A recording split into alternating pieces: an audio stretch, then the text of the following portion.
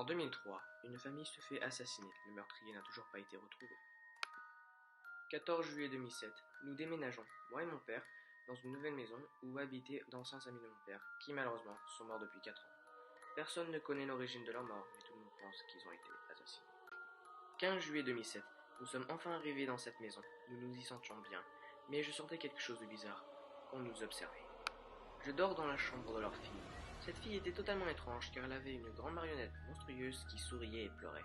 Elle s'appelle Night Marion, me dit mon père. 16 juillet 2007, quelque chose s'est passé vers 3 heures. Je me suis réveillé en sursaut. J'ai senti quelque chose bouger dans la chambre, puis je l'ai vu. La marionnette était debout devant moi.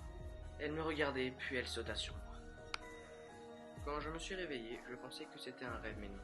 J'avais une partie de la lèvre ouverte et je ressentais une horrible douleur partout dans le corps. Quand mon père me vit, il appelait l'hôpital au plus vite. 18 juillet 2007. J'ai revu dans mon lit d'hôpital, mais j'entendais une musique, comme celle d'une boîte à musique. Elle me parlait bizarrement, alors je lui ai crié « Dégage !» Puis elle crie à son tour et m'arracha le pouce et le majeur de la photo. 20 juillet 2007. C'était très bizarre cette nuit. Elle était de retour avec la musique, mais la marionnette était calme. Elle répétait en boucle « Night Marion ».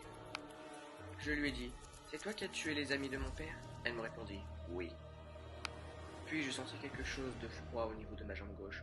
On me l'avait arraché, je n'avais pourtant rien senti. Ma première réaction a été de crier tellement j'avais peur. 25 juillet 2007, je suis enfin rentré à la maison avec 2 doigts et une jambe en moi. On a mangé du poulet. 26 juillet 2007, il était 4 heures du matin. J'avais entendu un drôle de bruit. Je ne sais pas pourquoi, je le note dans mon journal intime. La marionnette n'était plus dans ma chambre.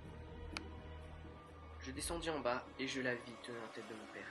La marionnette, recouverte de son sang, la marionnette me fixa et commença à courir vers moi. Je ne veux pas mourir, je ne veux pas... Après avoir prononcé ces mots, la marionnette l'attrapa et lui arracha la tête.